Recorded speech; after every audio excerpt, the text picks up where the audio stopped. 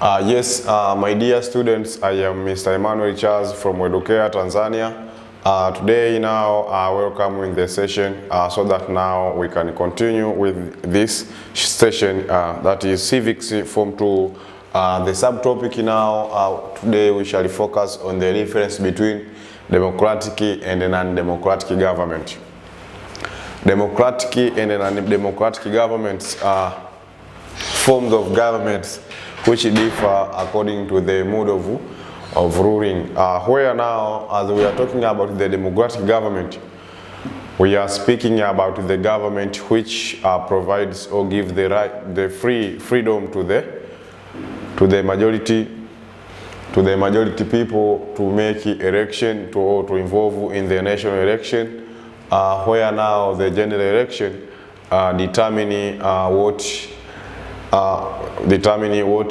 kind of the leader is going to be elected with the majority, so that now can represent the majority either to the member of the parliament or to elect the president who will be for the behalf of the majority. So now, as we are talking about now the non-democratic government, we are talking about the government which does not provide the rights to the majority to involve in a general election.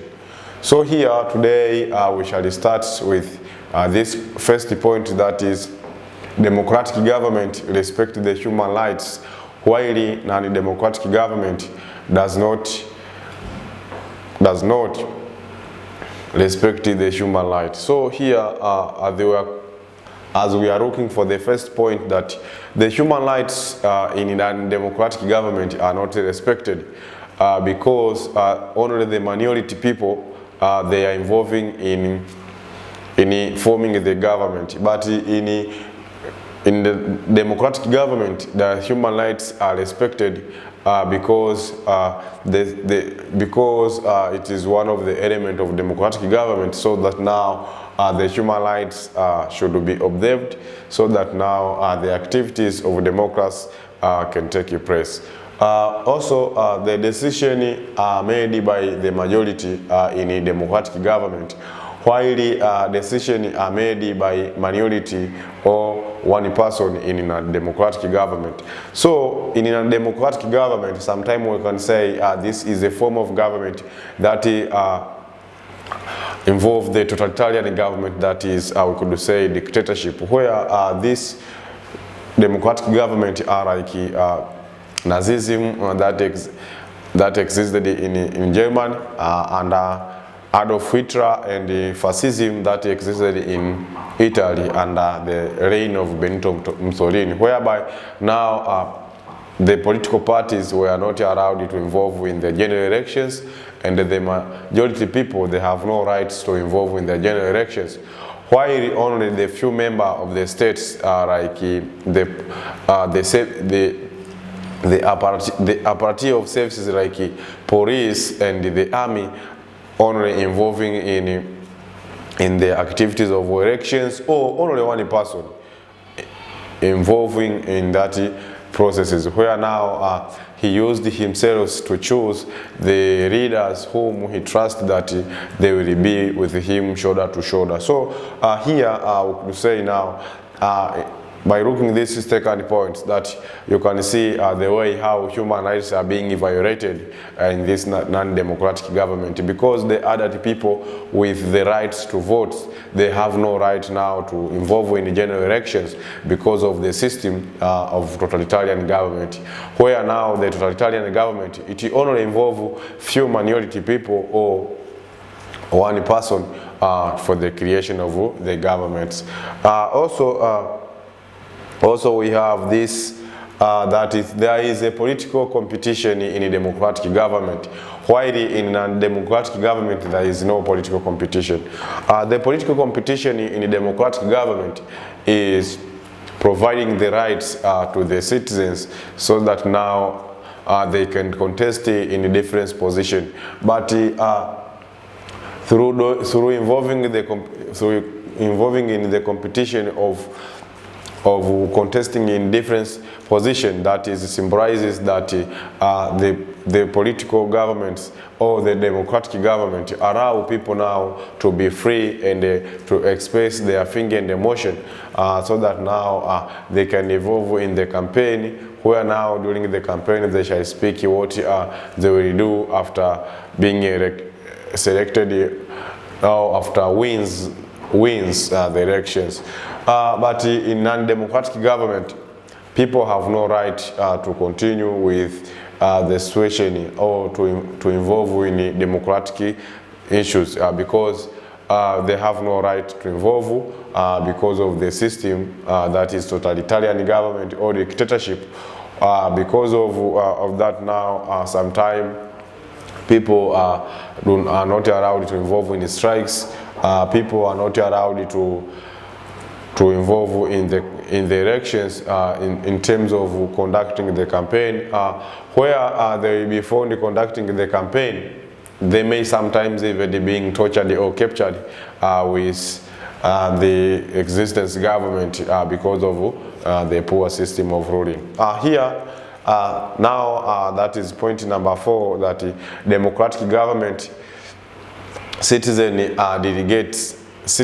delegate their power to their representatives willing, while the citizens,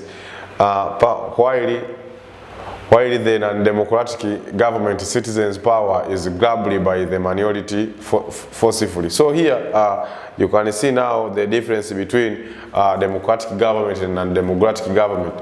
That in democratic government, you see that there is the delegation of the power from the leader to the majority. While in this non-democratic government, the willing, while the power grabbed by the minority forcefully. So here you can see now the power that can be provided by the member of the parliament, the ministers, and the president. But in this non-democratic government, the power is grabbed by few people or the minority forcefully, and then by using force, so that now people can be intimidated, so that they could follow the system of the government that is totalitarian government. So when we are talking about the democratic government and the non-democratic government, they have the differences, because the non-democratic government now provide or give the room for the citizens even to have the right of moving from one place to another place, or freedom of expression, freedom of press, freedom, or sometimes we could say the freedom of the mass media. So compared to that, now you find that compared to non-democratic government, where you find that those all things which I have mentioned are not allowed to take place, because the government maybe think that sometimes they can, the incidence of attacks can occur due to the poor system of management and the ruling. So here now we have done with those differences between non-democratic government and democratic government. So now here let us see the common features of multi-party democracy. When we are talking about the multi-party democracy, we are talking about a political system in a country where many political parties are operating regularly. Here now we are talking about the right of politics. The politics or the politicians, they have the right to choose the respective party that they will involve in politics. So where if there is the problem of involving in political parties, now that is a problem. But you can refer in Tanzania, it was in 1992 where now the multi-party system was reintroduced again as a form of, as the elements of development of politics in Tanzania, where the different parties were formed, like Chadema and the other parties developed by that time. But before that time, we had only one political party, that is CCM. So now, as we are talking about the multi-party democracy, that the political system where many political parties are operating regularly, each political party has the aim of taking power through democratic election and forming the government. So here you can see now, each party has the right to involve or to have the aim of taking the power through democratic elections. So in these democratic elections now, it is where you can find that maybe the champions can win the election, maybe from Chadema, TLP, ACT, CAF, UDP, and the other political parties. So here now, if there will be the existence of more than one party in any country, that is the democratic country, because now it allows even other parties to involve in general elections. Also, political party could say here that it is a group of people regularly organized and registered for the purpose of forming the government.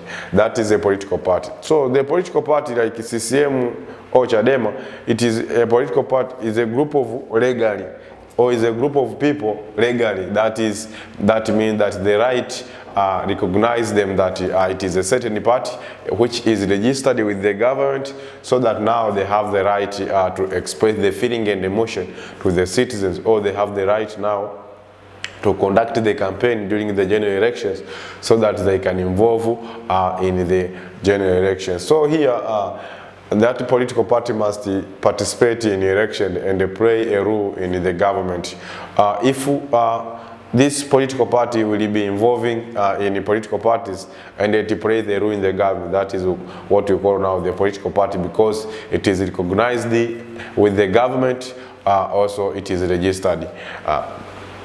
So now a multi-party democracy allows an opposition party to win. A multi-party system, democracy allow an opposition party to win the election. Therefore, we could say now, after looking now here, you can see the multi-party system allow even the opposition party to win the election. So now here, this means that you will get the winner and the loser, because both of them, they cannot win or they cannot lose. One party will win and the one party will lose, so that now the party that will win, it will involve in the creation of the government. So now here, as we have seen now that we have been talking about multi-party system. So now let us see the features of multi-party democracy. The multi-party democracy, it has the different features, and those features are as here below. But the first, that the citizens express their political views openly. So here now the rights of the citizens is open. So that's why they express their political views openly. Example, CCM members and Chadema members, they have the right now to participate and expressing their views on the coming elections or on the current government. So due to that now, this is one of the features of multi-party democracy, where each party, it had the right to speak and to express what has taken place in the particular area. The national constitution states the right to form opposition political parties and encourage the citizens to express their political views openly. So the constitution, it has shown that every citizens express their political views openly. They have the right to express their right openly. That is all about the first point. And the opposition party act as a watchdog over the ruling party. So the opposition party is used as the watchdog for the ruling party.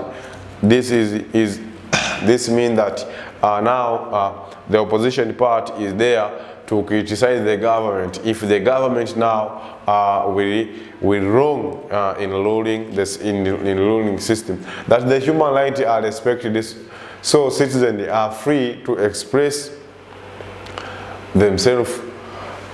There is freedom of press, freedom of association, freedom of worship, and the right to join political parties of one choice. So here in this multi-party democracy, that now people, they have also the right of worship, right to express themselves, and right to participate in different issues, and the right of press. So when you are talking about the freedom of press, we are talking about now the freedom that is given to the mass media, so that now the mass media, like the magazine, radio, TV, and the other, they can provide the full information about the current government. Now this freedom of expression will be banned, so that it will symbolize that there is an element of dictatorship. So of which now also freedom of association, freedom of worship. Also freedom of worship is very important, because every individual has his faith or beliefs. So during to the brief, now they are to worship, so that now they can ask for the God to bless, and to even sometime to reduce or to remove the problem that hinder or encounter the current government or the certain government. Also political parties one choices. Also the public accountability and the transparency are promoted. Public accountability and the accountants are promoted because of the multi-party democracy, because the multi-party democracy is taking place, people, they have the right now to speak. If people, they have the right to speak now, you can see the way how now leader should behave in the way how the multi-party system needs, so that now the majority could involve or could develop to trust the government, compared to non-democratic, compared to monoparty democracy, whereby the monoparty democracy it does not involve this role, because all a leader is being given the rights because of one party, that there is no other opposing party that can question or can watch as a can act as a watching dog, so that now they can be there for the criticism of the government. So through doing that, now you see that they through the presence of this monoparty, this multi-party system, now it led to the different things to exist, like free to express themselves, there is freedom of worship, freedom of worship, and the right to join political parties. Also public accountability as well as. Here now also multi-party is tolerant. Multi-party is tolerance. This means it tolerates groups and individual views. This means that the multi-party system should be tolerant, so that now it can listen both that the group or individual person, so that through listening now it can lead to the decision making, where now people participate in different meeting and different local government issues. So if there is the local government issues taking place in a particular area, this will help now to change the attitude and the rules of the citizens by providing the view or idea to the government, to the local government, what should be done maybe for the next meeting. So here the individual views or groups is being counted as an important hint to be used, to be tolerated, because every citizen has the right to express himself or herself. Also, there is a higher level of citizenship participation in a political affair. If there is a multi-party system, there is a high level of citizen participation in the political affairs. This means that if there is more than one party in a country, every individual will join in the party that he or she see that it is right to be in that position. So if now people are joining in that political parties, now they will have the free rights to involve in the political affairs, because this system of involving in the general elections depends to the mode. So now, if there is only one party, sometimes citizens do not accept that political party. But because there is only one political party, there is no way out. Even if they will vote or will not vote, the leader will be in the power due to the system of totalitarian system. So there is due to this, now you could say they can vote and they be voted for. If they have the right to vote or be voted for, that is now related to the high number of citizens to participate in the political affairs or political issues. Also, the citizens are allowed to form pressure groups or non-government organization, that is NGOs. So here now, the citizens also, they have the right to form these NGOs due to the rights of expression and freedom of expression. Also, there is a freedom of express. If in the certain area there is the freedom of expression, so the actions of the state are kept constantly responsive to social and political need.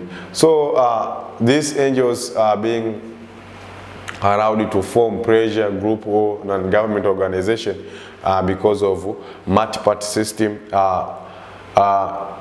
As you know that the multi-party system, it allows more than one party to take place in the country. So if there is more than one system to take place in the nations, each political parties come up with the views of initiating a certain program, where now those programs become very crucial and potential, so that now they can be used for the members of the state to be used, that it is very important. Like these NGOs, it sometimes provides employment to the youth or employment service, and sometimes to the elders. So through that now,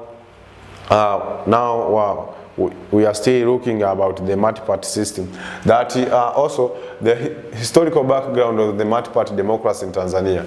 Now let us trace the development and the historical background of multi-party system in Tanzania. That our country introduced the multi-party democracy in 1992. This is not the first time our country is experiencing this system of politics. At the time of resisting colonial rules, during the system colonial rules, Tanganyika had a multi-party democracy. The political parties that existed at that time were United Tanganyika Party, that UTP, African National Congress, and ANC, Oro Muslim National Union of Tanganyika, AMNUT, and Tanganyika African Nation Union TANU. It was the same in Zanzibar before her partial independence in 1963. The political parties in Zanzibar were Afro-Shirazi Party, ASP, Zanzibar National Party, ZNP, Zanzibar and the Pemba People Party, ZPPP, and the short-lived umma. The parties were well organized, strong, and very active in both Tanganyika and Zanzibar. Every political party was doing what was expressed by its members. So those are some examples of those political parties. But the aim of expressing this, it tries to show that before even 1992 in Tanganyika, that today now Tanzania, we had the multi-party system, but after we had the multi-party system, and that multi-party system like those that I have mentioned there. But in the 1965 Constitution changed, created a one-party state in both Tanganyika and Zanzibar. In Tanganyika, TANU was the only political party, while the ACP was the only party in Zanzibar. From 1965 to 1992, Tanzania did not have a multi-party system. Now we have the following registered political parties in Tanganyika.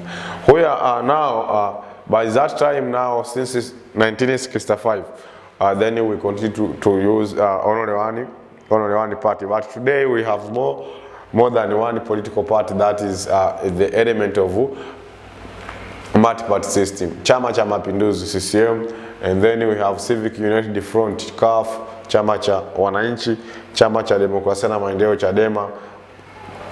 Then we have TLP, we have NCCR, we have UDP. Those are some examples of political parties that are involving are registered in Tanzania. Then there is NLDP, that is there is 4D also. So that is some of the parties. There is UMD. So here you can, as you see here now, we are just looking the way how the political parties are taking place and exist in Tanganyika. Union for Multiple Democracy, UMD, Active 1. That is, they visit the offices of different political parties which are near you. A school may ask the official when the parties were formed and what the parties goes. So so here now you can see the way how democratic government is looking like. So my dear students, as we are talking about now the multi-party system, we are talking about the system that occurring in Tanganyika before Tanzania, today Tanzania, that even if, since those days we had many political parties, but today we have these political parties, that is CCM, Chadema, TLP, ACT, and the others. So here now that democratic activities in the society, explain how he or she can participate in the democratic activities.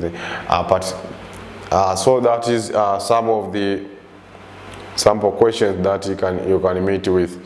So here now, then you can say debating matters relating to democracy, help to educate the community on the democratic rights, attending community or civic meeting, express their opinions, example in their peer groups or schools. So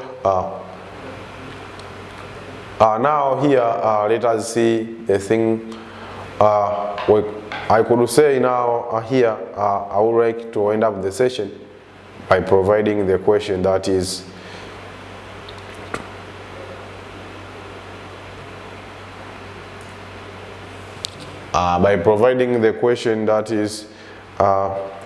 explain. Now, my dear students, after looking the issues about the multi-party system and those different political parties formed to show that there is the existence of multi-party system or multi-party democracy. So now I would like to end up the session and by giving this question, the question which states that explain the advantages of democratic government in Tanzania. So my dear students, every one of you is responsible to to answer these questions, which is need to explain the advantages of democratic government in Tanzania. So thank you very much for listening. I wish you all the best. We shall meet for the next session.